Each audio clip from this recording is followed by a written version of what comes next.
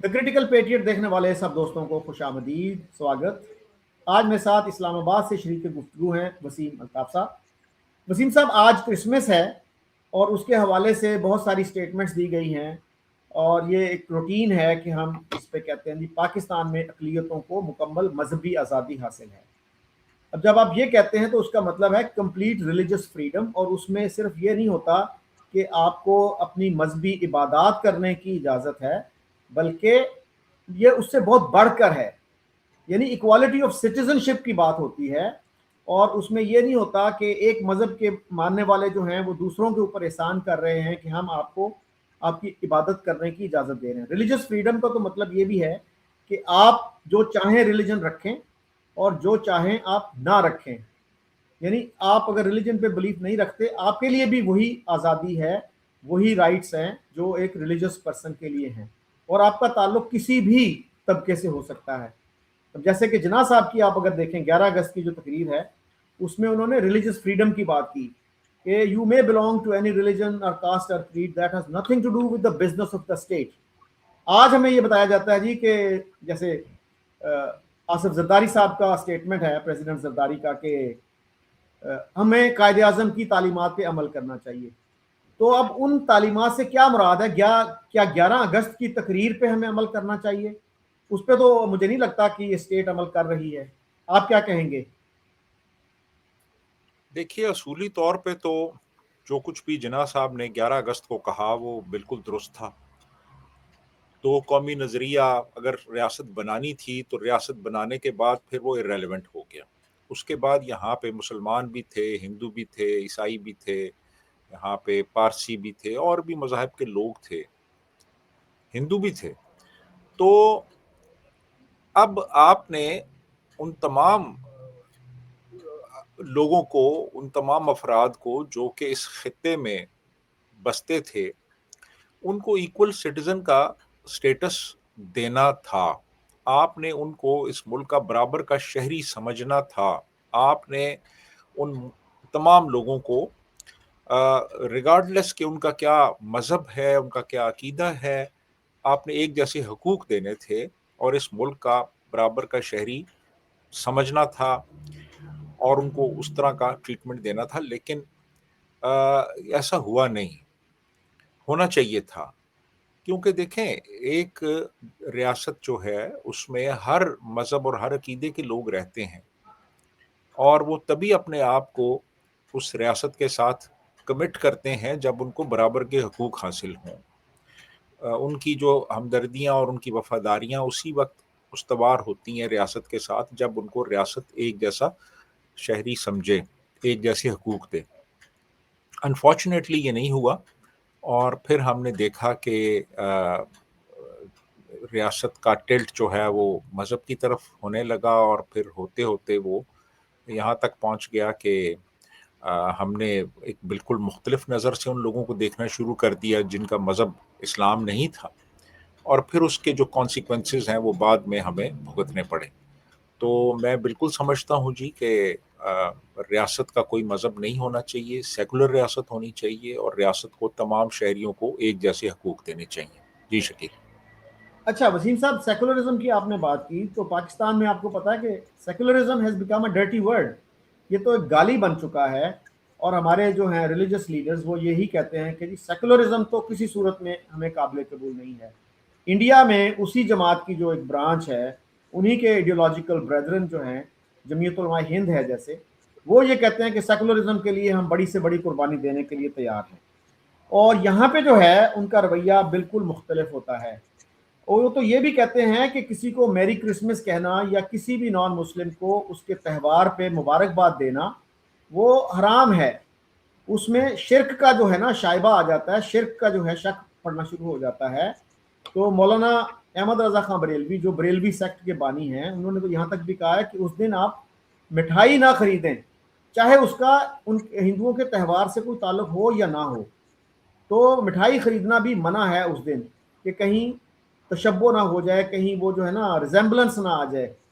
तो मैंने यहाँ तक भी है कि मैंने कनाडा के एक मौलवी साहब का देखा, तो वो कह रहे थे कि जी मैरी क्रिसमस नहीं कह सकते आप किसी क्रिश्चियन को। लेकिन आज मैं देख रहा था अभी कि प्राइम मिनिस्टर साहब ने ایک ایونٹ کیا ہے اپنے آفس میں اپنی ریزیڈنس پہ کہ جس میں انہوں نے نان مسلمس کو بلایا. تو یہ اچھی روایت انہوں نے قائم کی ہے. اس سے پہلے ایک ہندو فیسٹیول بھی انہوں نے پرائم منسٹر ہاؤس میں کیا تھا. تو ہمارے ریلیجس جو لوگ ہیں وہ تو اس چیز کو بالکل ناپسند کرتے ہیں. دیکھیے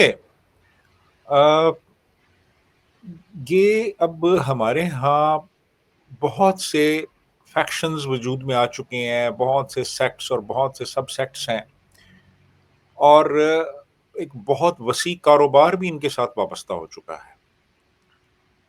تو یہ لوگ اپنا جو ایک خاص اسلام کا برانڈ ہے اس کو پروموٹ کرتے ہیں, اور دوسرے جو برانڈز ہیں ان کو یہ بہت ہی حقارت کی نظر سے دیکھتے ہیں.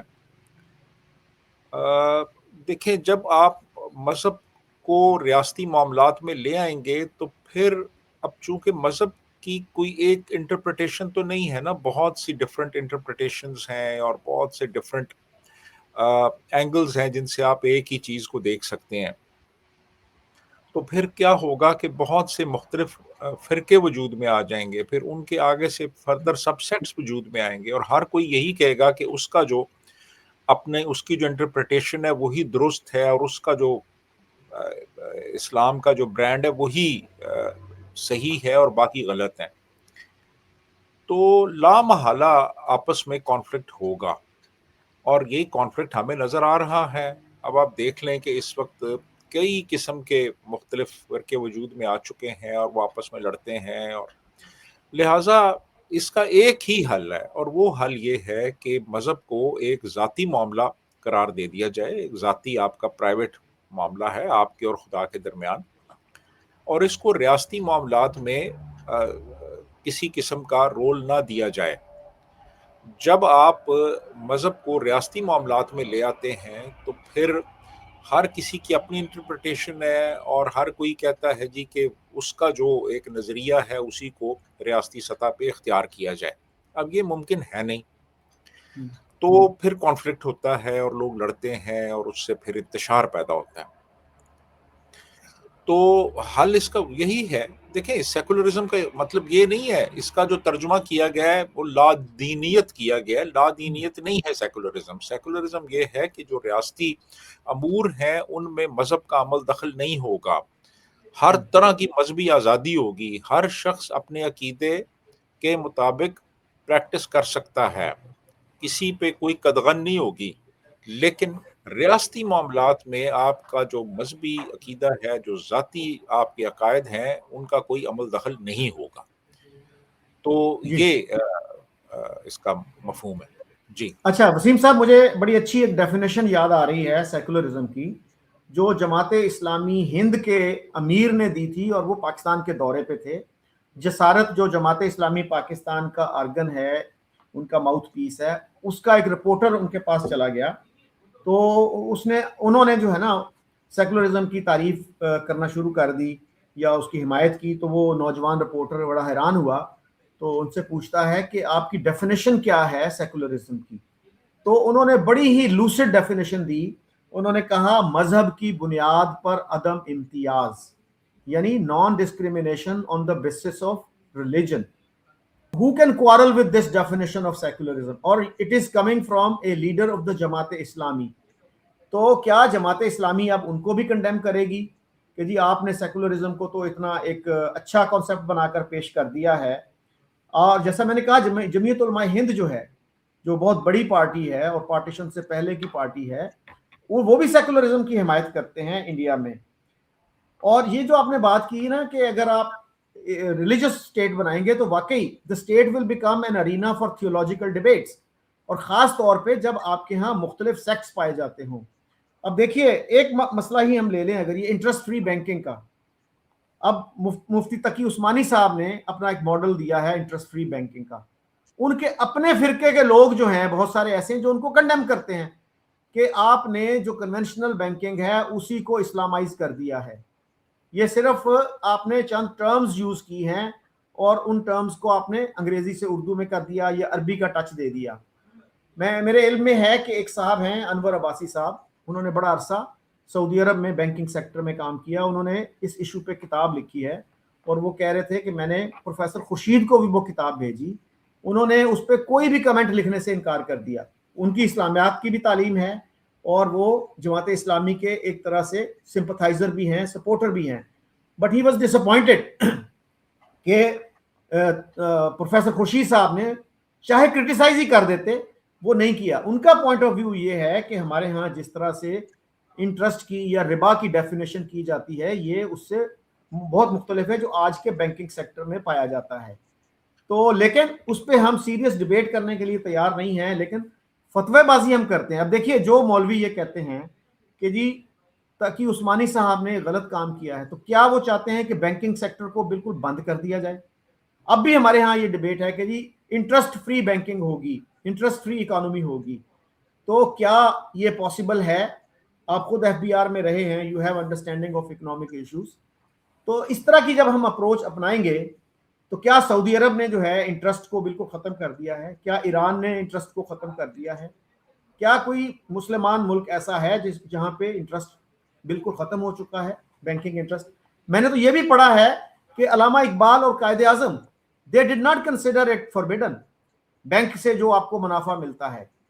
اور یہ اگر آپ دیکھیں زندہ رود جو کتاب ہے, جسٹس جاوید اقبال, علامہ اقبال کے جو صاحبزادے تھے, ان کی کتاب دیکھیں زندہ رود, اس میں بھی آپ کو یہ مل جائے گا. دیکھیے جو ماڈرن بینکنگ ہے نا وہ ویسٹ سے آئی ہے, اور جو بھی اس میں کہہ لیں کہ اس کی جو بیسس ہے وہ ویسٹرن اکنامک سسٹم ہے. اور اب آپ جب اس کو اسلامائز کرنے کی کوشش کریں گے تو بہت سی پیچیدگیاں پیدا ہو جائیں گی, کیونکہ سچی بات یہ ہے کہ اسلام کا کوئی ایز سچ اکنامک سسٹم نہیں ہے. وہ جو دور تھا آج سے 1400 سال پہلے کا, وہ ایک ٹرائبل سوسائٹی تھی, اور ٹرائبل سوسائٹی میں چیزیں بڑی ایک کہہ لیں کہ بڑی ایک بیسک قسم کی اکنامک ٹرانزیکشنز ہوتی تھیں. اب یہ چیزیں بڑی کمپلیکس ہو گئی ہیں, اور انہی کمپلیکسٹیز کو سامنے رکھتے ہوئے ماڈرن بینکنگ سسٹم بنایا گیا ہے. اور ایک تو یہ, دوسرا یہ ہے کہ آپ آئسولیشن میں بینکنگ نہیں کرتے, آپ انٹیگریٹڈ ہوتے ہیں پوری دنیا کے اکنامک سسٹم کے ساتھ, اور ان کی جو ریکوائرمنٹس ہوتی ہیں, ان کے جو تقاضے ہوتے ہیں, ان کو آپ کو سامنے رکھ کے اپنے سسٹم کو چلانا ہوتا ہے. یہ پاسبل نہیں ہے کہ آپ کہیں جی کہ ہم سود نہیں دیتے آپ سے قرضہ لے رہے ہیں, آپ چین سے ہم قرضہ لے رہے ہیں, آئی ایم ایف سے قرضہ لے رہے ہیں, لیکن سود نہیں دیں گے.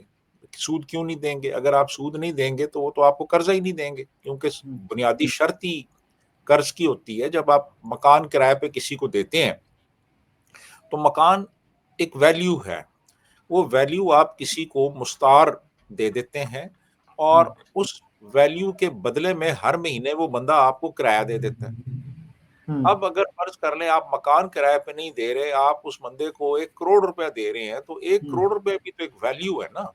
تو اس ویلیو کے بدلے میں وہ آپ کو انٹرسٹ پے کرتا ہے.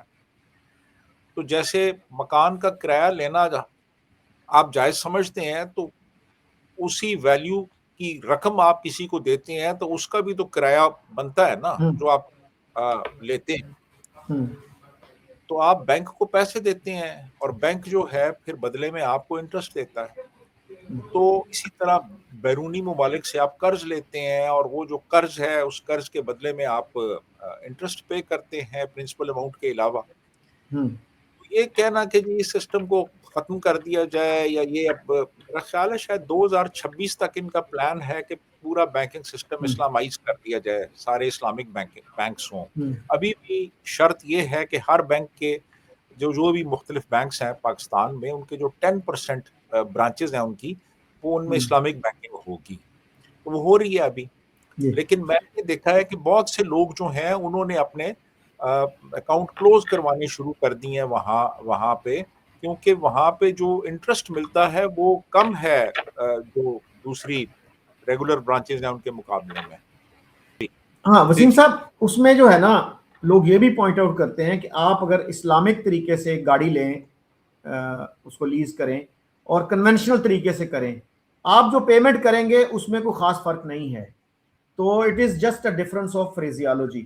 اور دوسرا آپ کو یاد ہے خادم رضوی صاحب نے کیا کہا تھا کہ ہم نے جو قرضے دینے ہیں نا ان کو کہو کہ سود جو ہے جو بیاج ہے وہ ہمارے مذہب میں حرام ہے، وہ ہم آپ کو نہیں دیں گے، اور باقی پیسے بھی جو ہے نا جب ہمارے پاس ہوں گے آپ کو دیں گے، جس کو عربی میں یا اردو میں کہتے ہیں قرض حسنہ۔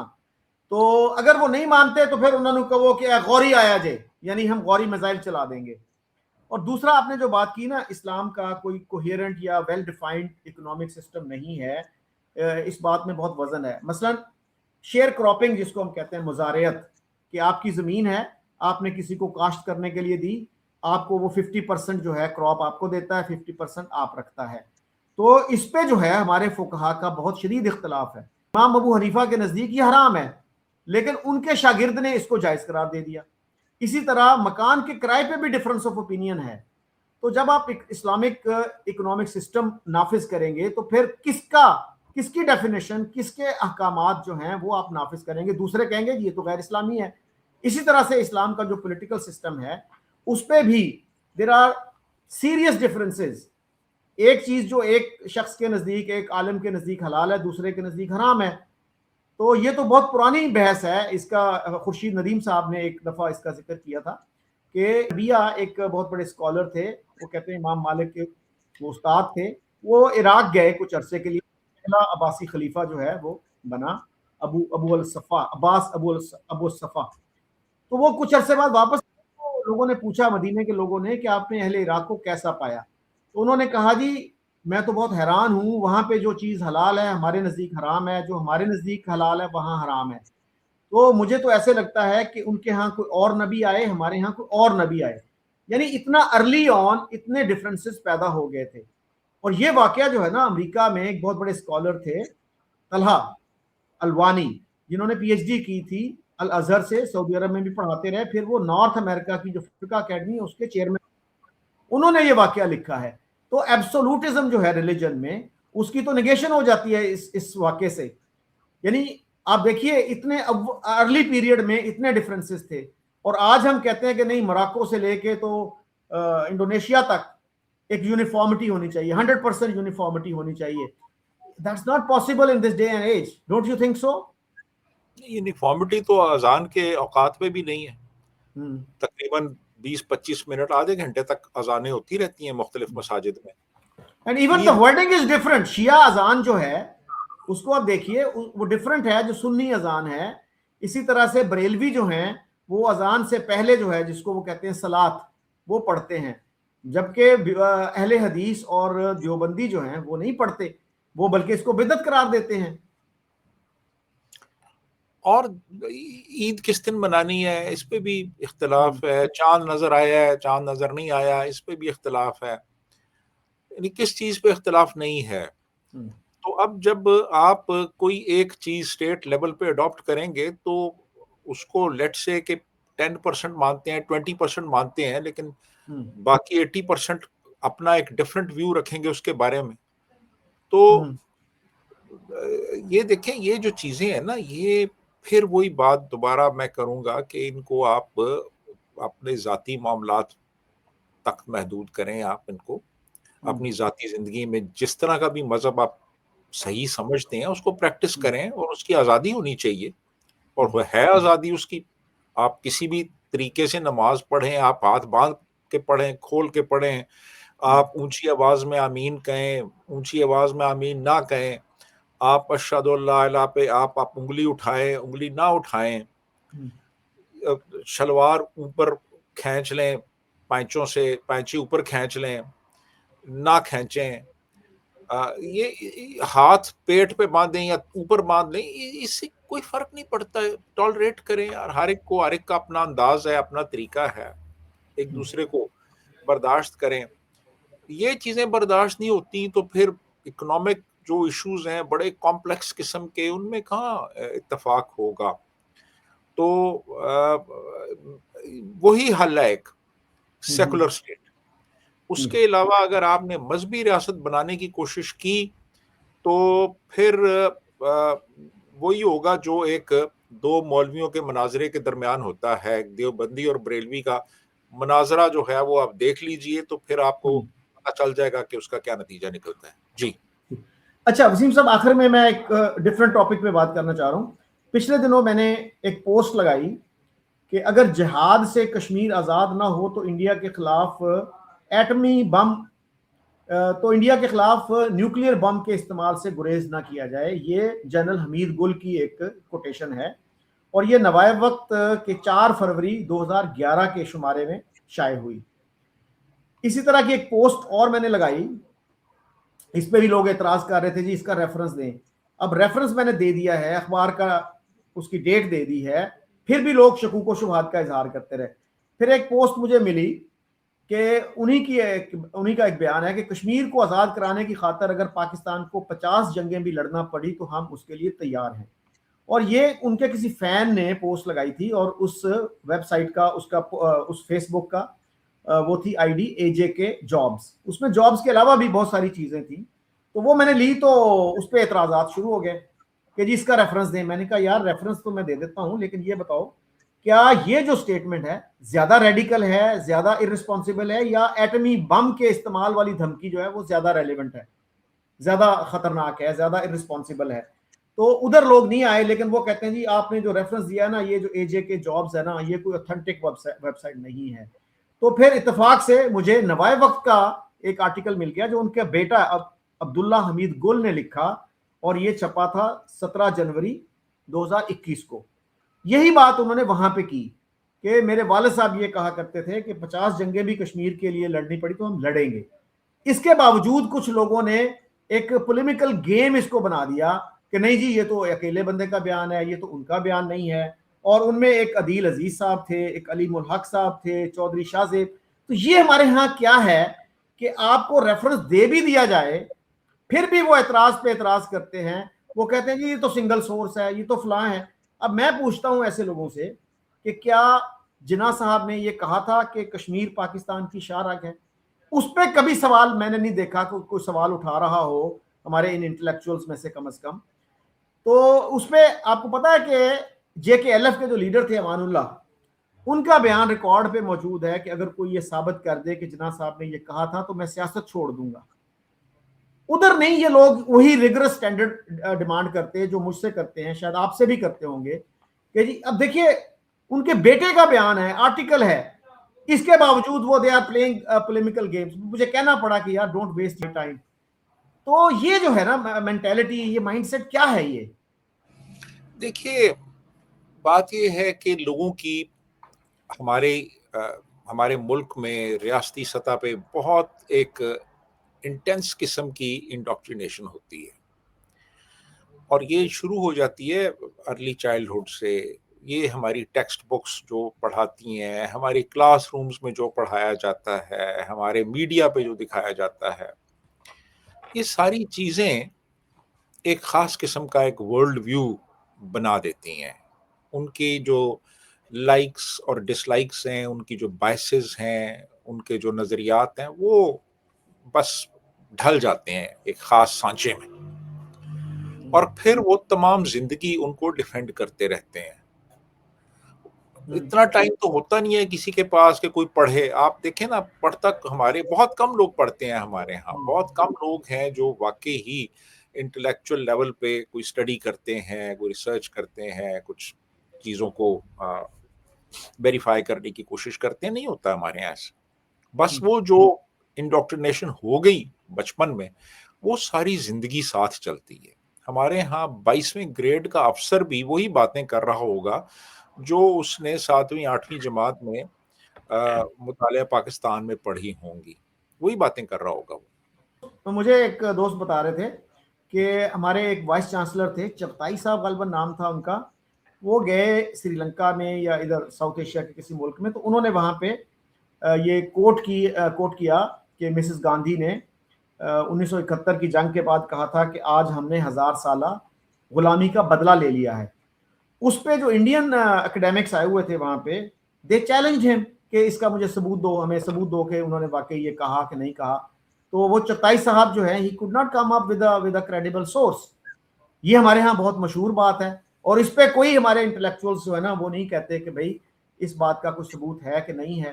ایون عبدالستار صاحب جو تھے ہمارے جو فॉरेन मिनिस्टर भी रहे, उससे पहले फॉरेन सेक्रेटरी रहे, इंडिया में एम्बेसडर रहे 2 दफा, तो उन्होंने भी अपनी किताब में एक ऐसा रेफरेंस दिया और वो ऑक्सफोर्ड यूनिवर्सिटी प्रेस ने पब्लिश की। मैंने ऑक्सफोर्ड यूनिवर्सिटी प्रेस को लिखा, मैंने कहा जी इसका रेफरेंस प्लीज मुझे मेरे साथ शेयर कीजिए। उन्होंने अब्दुस्तार साहब से पूछा, he could not coat a credible source. उन्होंने फिर ऑक्सफोर्ड यूनिवर्सिटी प्रेस इंडिया से रुजू किया कि आप हमें रिसर्च करके बताएं कि डिड मिसेस गांधी एवर से दिस। उनका भी जवाब था कि ऐसा कोई रेफरेंस हमें नहीं मिला, हमने ढूंढने की कोशिश की है। उस पर फिर अब्दुल सत्तार साहब ने कहा ऑक्सफोर्ड को कि मैं अगले एडिशन में ये बात निकाल दूंगा। तो वो बात अब भी मौजूद है, उसके बाद वाले एडिशन में भी मौजूद है। मैंने ऑक्सफोर्ड से रब्ता किया, मैंने कहा जी ये मेरे साथ प्रॉमिस किया गया था। उन्होंने कहा जी जिस खातून के साथ आपकी कॉरेस्पॉन्डेंस हुई थी ना, वो ऑक्सफोर्ड यूनिवर्सिटी प्रेस छोड़ के जा चुकी है। अंदाजा लगाएं कि ऑक्सफोर्ड यूनिवर्सिटी प्रेस जैसा इदारा जो है इतने इररिस्पॉन्सिबल एटीट्यूड का मुजाहरा कर रहा है। जी बिल्कुल ऐसा है, और ऐसा नहीं होना चाहिए ये जो कुछ भी होता है। लेकिन फिर वही बात आ जाती है कि हमारे यहाँ वो एक साइंटिफिक एटीट्यूड नहीं है, साइंटिफिक टेम्पर नहीं है हमारे यहाँ। हम बस यही समझते हैं कि जो हमें किताब में पढ़ाया गया, जो हमें उस्ताद ने क्लास में बताया, जो किसी अथॉरिटी फिगर ने कह दिया, बस वही हकीकत है, वही सच्चाई है। अपने तौर पे हम किसी चीज़ को वेरीफाई नहीं करते। और जनरली जो लोग रेफरेंस मांगते हैं ना आपसे, जी रेफरेंस दे इसका, आप उनको 50 रेफरेंस देंगे, फिर भी वो कहेंगे जी कि एक रेफरेंस और लेके आए, ये सही नहीं है। और रेफरेंस की जो ऑथेंटिसिटी है उसको क्वेश्चन करने लगेंगे। यानी जो बंदा आपकी ऑथेंटिसिटी को क्वेश्चन कर रहा है ना, वो आपके रेफरेंस की ऑथेंटिसिटी को भी क्वेश्चन करेगा। तो मेरा ख्याल है कि आपको खुद अपने तौर पे रिसर्च करनी चाहिए और जो भी हकीकत है उसको बयान करना चाहिए। और मेरा नहीं ख्याल कि आपको कोई बहुत ज़्यादा वक्त ज़ाया करना चाहिए लोगों को रेफरेंसेस प्रोवाइड करने में, क्योंकि कोई भी रेफरेंस उनको कायल नहीं कर सकेगा। वो आखिर में भी यही कहेंगे जी ये कोई क्रेडिबल रेफरेंस नहीं है। अच्छा वसीम साहब, आखिर में ये मुझे बताइए कि आप पाकिस्तान को, पाकिस्तान के तालीमी इदारों को, थिंक टैंक्स को, इवन जर्नलिस्टिक ऑर्गेनाइजेशंस को फ्री इंक्वायरी और एकेडमिक फ्रीडम, इंटेलेक्चुअल फ्रीडम के लिए 10 में से कितने नंबर देंगे, ऑब्जेक्टिवली स्पीकिंग? मेरा ख्याल है मैं 3 नंबर दूंगा 10 में से। जी 3 नंबर दूंगा, 3 और 4 के दरमियान। Okay, ji thank you very much Wasim साहब, आपने बड़ी थॉट प्रोवोकिंग बातें की। और मैं चाहूंगा कि अगर कोई दोस्त जो हैं वो अपोजिंग व्यू देना चाहें तो ही और she is welcome. I always encourage diversity of opinion in my shows. Thank you ji.